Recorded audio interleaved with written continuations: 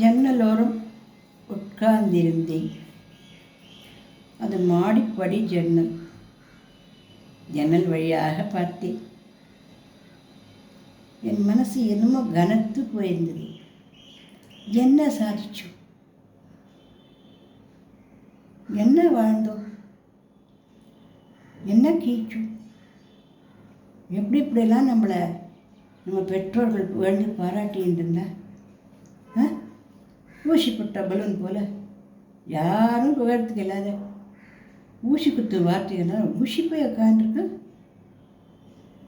ஜன்னல் ஓரத்தில் இருக்கிற புதரை விரித்து பார்த்துருந்தேன். யாரும் போடாத எப்படியோ முளைச்ச யாருக்கும் பயன்படாத செடிகள் உயர உயர வளர்ந்து நின்றுருந்தது.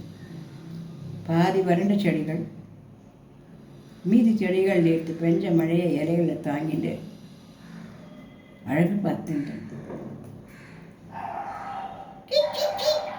ஆனந்தமாய் பறந்து வந்த 2 வால்குருவிகள் அதன் கிளைகளில் ஒய்யாறு நடையிழந்து ஊர்வலம் போய்கொண்டிருந்தது. கலர் கலரான பட்டர்ஃப்ளைகள்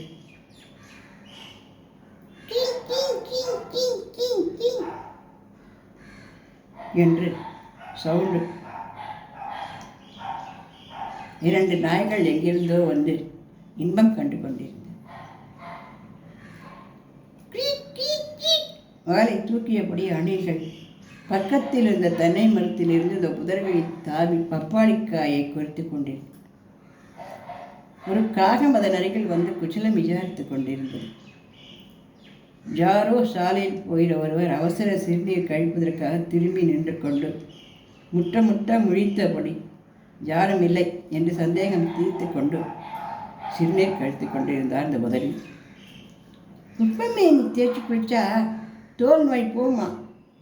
2 மூதாட்டிகள் கீரையை உரி பயிர் போட்டு கொண்டிருந்தனர்.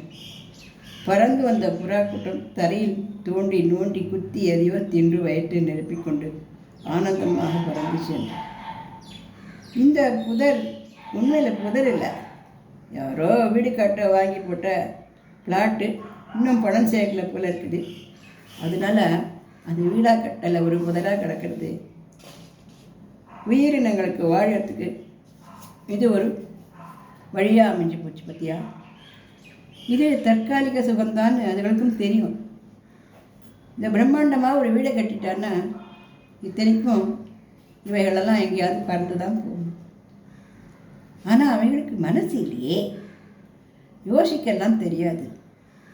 இப்போ வந்த இந்த சுகத்தை சந்தோஷமாக அனுபவிக்க தெரிஞ்ச ஜீவராசிகள் அவைகள்லாம். நம்ம தான் மனுஷாலச்சே, நம்மளுக்கு மனசு இருக்கு. யோசித்து தோண்டு போய்ப்போம். நம்ம இஷ்டம் அது. ஏன்னா நமக்கு 6 அறிவு இருக்கே. எண்ணிக்கொண்டேன்,